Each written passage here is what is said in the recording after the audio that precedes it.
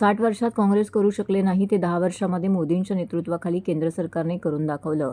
तेव्हा विकास कामे करत असताना पैशांची नाही तर इमानदार नेत्यांची गरज आहे, असं प्रतिपादन भाजपाचे ज्येष्ठ नेते व केंद्रीय रस्ते वाहतूक मंत्री नितीन गडकरी यांनी उपाहारगृहात चवीसाठी आणि शस्त्रक्रियेसाठी चांगल्या डॉक्टरांकडे जाताना पाहत नाही, मग निवडणुकीत आपण जात का बघतो, असा प्रश्न त्यांनी उपस्थित केला.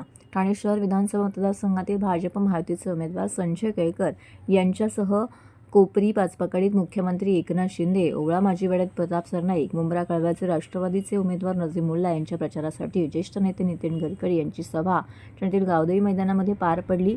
यावेळी केळकर, सरनाईक यांच्यासह शिवसेनेचे खासदार नरेश म्हस्के, माजी खासदार डॉ. विनय सहस्त्रबुद्धे, आमदार निरंजन डावखरे, भाजपाचे जिल्हाध्यक्ष संजय वाघुले, नारायण पवार, ॲडव्होकेट सुभाष काळे, शिवसेना शहरप्रमुख हेमंत पवार, ज्येष्ठ नगरसेवक देवराम भोईर, आरपीआयचे शहराध्यक्ष भास्कर वाघमारे यांसह इतर पदाधिकारी आणि कार्यकर्ते येथे उपस्थित होते. सभा असल्या कारणानं मैं बाद में आता हूँ, पहले इनका करिए.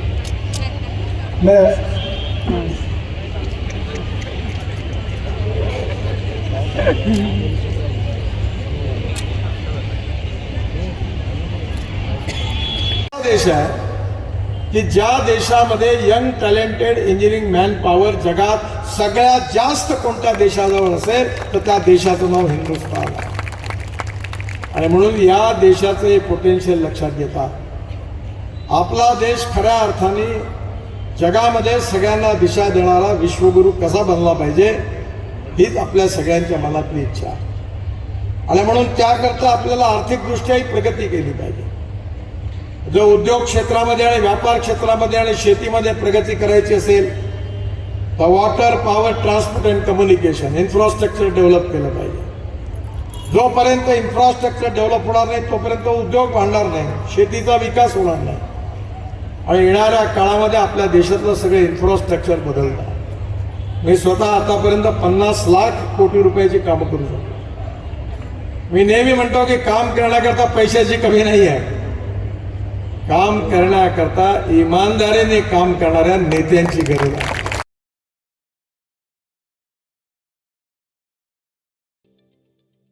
ठाणे महानगरपालिकेचे मालमत्ता कर म्हणजेच प्रॉपर्टी टॅक्स भरण्याचे आवाहन.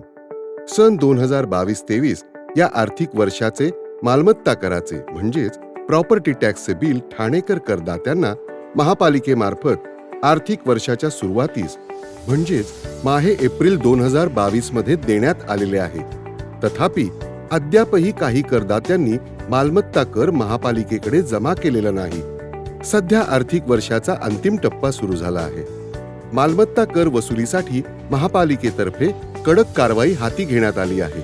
या अंतर्गत जंगम मालमत्ता, टीव्ही, फ्रीज, वाहन व इतर जप्त करणे तसेच स्थावर मालमत्ता वॉरंट बजावून जप्त करण्यात येत असून मालमत्तेचा जाहीर विक्रीद्वारे लिलाव करून कराची रक्कम वसूल करण्यात येत आहे.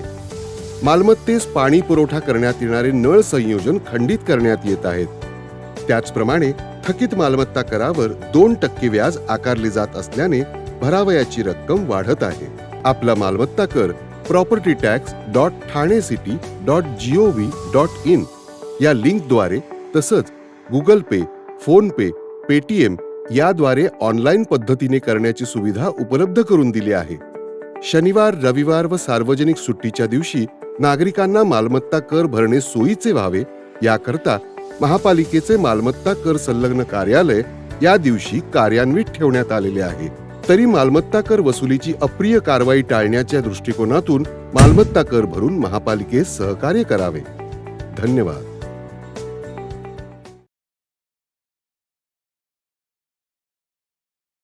एकशे 49 मुंब्रा कळवा विधानसभा मतदारसंघातील महायुती पुरस्कृत राष्ट्रवादी काँग्रेस पार्टीचे लोकप्रिय उमेदवार नजीमुल्ला यांच्या महाविजयी बाईक रॅली आज काढण्यात आली. कळव्यातील विटावा या मार्गाने या रॅलीचा शुभारंभ करण्यात आला. प्रियांका हॉटेल विटावा या मार्गाने कळवा आगार, बस डेपो, घड्याळ चौक, कळवा नाका, शिवसेना मध्यवर्ती शाखा, मनीषानगर गेट नंबर 3 मधून तर तलामार्गे गणेश साळवी यांचे निवासस्थान, Sahebanagar, Mahatma Phule Nagar, Mumbai Pune road, Kharegaon Naka, Hiradevi Mandir, Azad Chowk, Vitthal Mandir, Raghukul society, Parsik cafe, Nature Glory Ozone Valley, Maitri Vatika, वास्तुवान, चौंडाई मंदिर येथे ही रॅली समाप्त झाली. महाविजयी बाईक रॅलीत महायुतीतील कार्यकर्त्यांनी झेंडे घेऊन नजीब मुल्ला यांच्या विजयाच्या घोषणा देत ठिकठिकाणी फटाक्यांची जोरदार आतिषबाजी केली.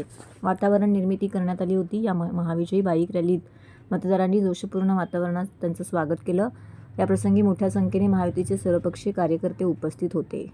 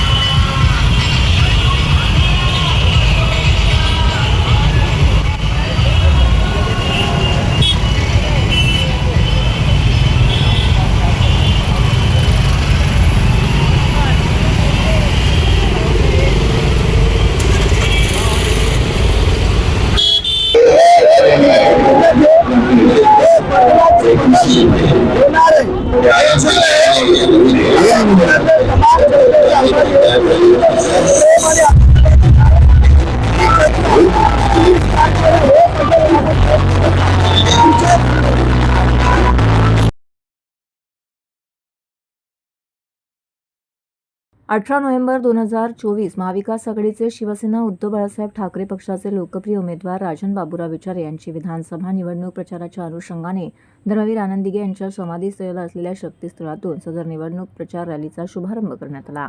ठाणे शहर विधानसभा मतदारसंघातून यावेळी सदर रॅली काढण्यात आली.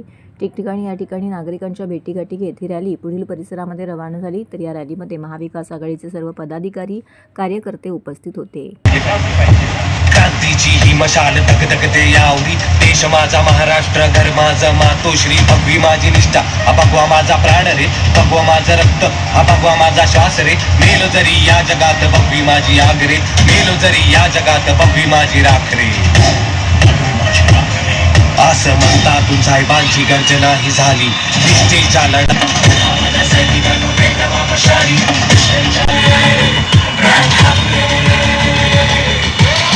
एकनिष्ठ एक पक्षनिष्ठ आव्हान शिवसेना.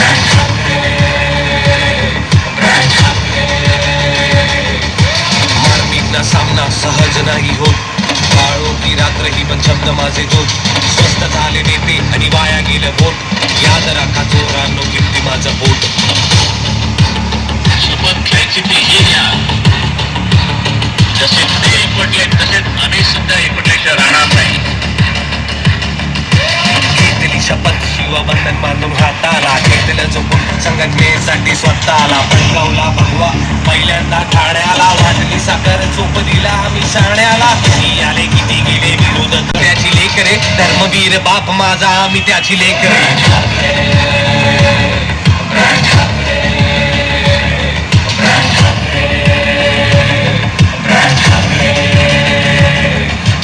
सांभाळून घ्या, मला सांभाळलं मला सांभाळा.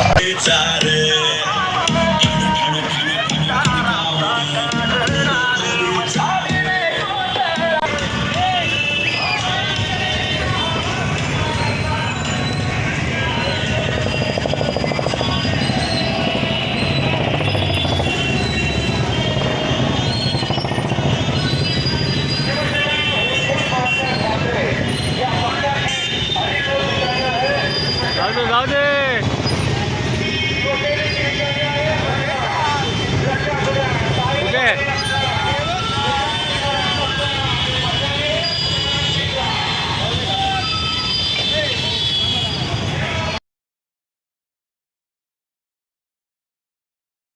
ठाणे शहर विधानसभेचे भाजपाचे उमेदवार संजय केळकर यांच्या प्रचाराचा शेवटचा दिवस ठाण्यातील बाजारपेठेतून झाला. सुरुवातीला त्यांनी शक्तीस्थळावर जाऊन स्वर्गीय आनंद दिघे यांच्या समाधीस्थळाला नतमस्तक होत या प्रचार रॅलीला सुरुवात केली. या प्रचार रॅलीत महायुतीमधील घटक पक्षही मोठ्या संख्येने सहभागी झाले होते. मागील काही दिवसांपासून संजय केळकर यांच्या प्रचार रॅलीचा धडाका सुरू आहे. मागील 15 दिवस मॉर्निंग वॉक, प्रचार रॅली, बाईक रॅली, चौक सभा, महायुतीमधील वरिष्ठ नेत्यांच्या उपस्थितीमध्ये झालेल्या सभांच्या माध्यमातून त्यांचा प्रचार सुरू होता. त्यात आता सोमवारी प्रचाराचा शेवटचा दिवस असल्याने या दिवशी देखील त्यांनी हा दिवस सार्थकी लावल्याचं दिसून आलं. दुपारी 2:30 वाजताच्या सुमारास शक्तीस्थळावरती जाऊन स्वर्गीय आनंद दिघे यांच्या समाधीस्थळाला ते नतमस्तक झाले. त्यानंतर खारकरळी, जांभळी नाका ते ठाणे स्टेशन असा मार्केटमधून त्यांची प्रचार रॅली फिरली. तर या प्रचार रॅलीचा समारोप स्टेशन भागातील डॉ. बाबासाहेब आंबेडकर यांच्या पुतळ्याला पुष्प वाहून समारोप करण्यात आला. दरम्यान या प्रचार रॅलीत भागातील व्यापाऱ्यांनी फटाके वाजवून हारतुरे घालून केळकर यांचं जोरदार स्वागत केलं. तसेच येथील नागरिकांनी स्वतः पुढे येऊन रॅलीत आपला सहभाग नोंदवला. रॅलीच्या निमित्ताने केळकर यांनी स्टेशन भागातील कुंजविहारी हॉटेलमध्ये चहा पाण्याचा आस्वाद देखील घेतला.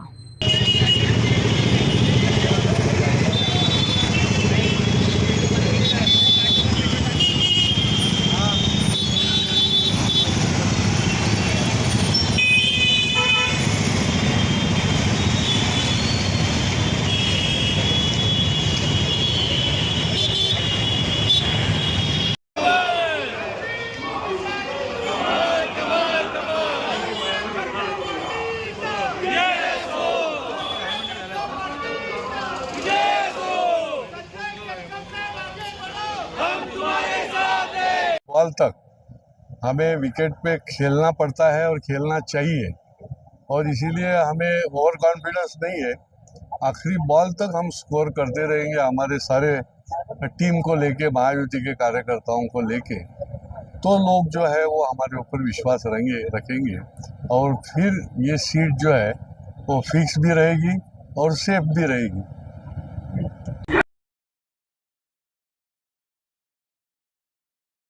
मनसेचे ठाणे शहर विधानसभा क्षेत्राचे उमेदवार अविनाश जाधव यांनी आज आपल्या प्रचाराची सांगता महाराष्ट्र गीताने केली व त्यानंतर त्यांच्या प्रचारात काम करणाऱ्या कार्यकर्त्यांवरती फुलांची उधळण करीत कार्यकर्त्यांचे आभार मानले. महाराष्ट्रातील लोकशाहीचा हा मेळावा होता याची सांगता ही महाराष्ट्र गीतानेच झाली पाहिजे. एक महाराष्ट्र सैनिक म्हणून आम्ही आमचे कर्तव्य बजावले. मतदारांना आवाहन आहे की 100% सगळ्यांनी मतदान करा.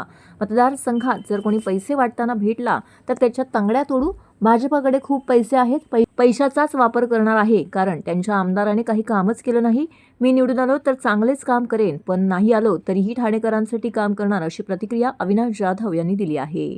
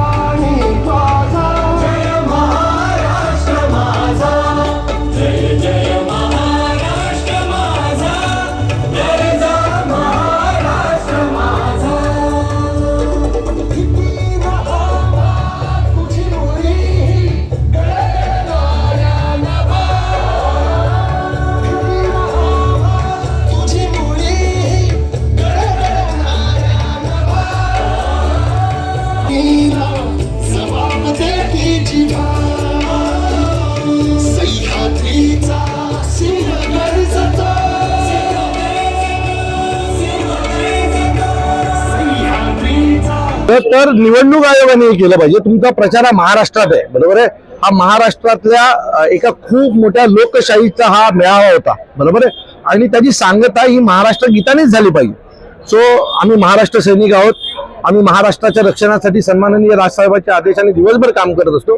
आम्हाला आमचं एक कर्तव्य वाटलं आणि ते आम्ही आमचं कर्तव्य निभावलंय. आम्ही महाराष्ट्र गीताने, महाराष्ट्र प्रेमाने, मराठी प्रेमाने आम्ही आमच्या या आजच्या कार्यक्रमाची सांगता केलेली आहे. मला वाटतं मतदारांना सगळ्यात पहिलं आव्हान आहे की 100% मतदानाला उतरा. हा तुम्हाला संविधानाने बाबासाहेबांनी दिलेला अधिकार आहे, त्या अधिकाराचा वापर करा. आणि जर तुम्ही या अधिकाराचा वापर केला तर तुमच्या एका मताने सरकार बदलत असते, सरकार बनत असते, बरोबर. आणि सरकार जर तुमच्याकडे पाडायचा आणि बनवायचा अधिकार असेल तर त्याचा वापर केला गेला पाहिजे. 100% माझं मत आहे की 70, 80, 85% मतदान व्हावं अशी माझी अपेक्षा आहे. आणि त्याशिवाय यांची जागा दिसणार नाही. त्यांनी पैसे वाटले तर मी पण वाटणार, पकडून देणार.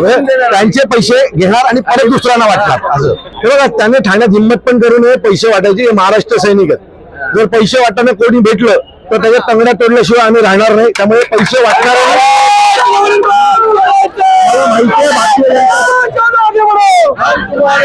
मला माहितीये भारतीय जनता पक्षाकडे खूप पैसे आहेत आणि ते पैशाचाच वापर करणार आहेत. कारण त्यांच्या आमदारांनी काही काम पण केलेलं नाही. त्यामुळे त्यांच्याकडे पैसे वाटण्याशिवाय दुसरा काही पर्याय नाही. पण जर आम्हाला कोणी आमच्या हातात सापडलं की जर पैसे वाटताना, तर त्याच्या जागेवर दोन्ही पाय तोडल्याशिवाय आम्ही गप्प बसणार नाही. एक तुम्हाला गोष्ट सांगतो, लोकांनी मला मदत करावी, लोकांनी मतदान करावं. निवडून आलो तर उत्तम काम करीन, पण निवडून जरी नाही आलो तरी लोकांसाठी मी काम करत राहीन, हा माझा शब्द आहे.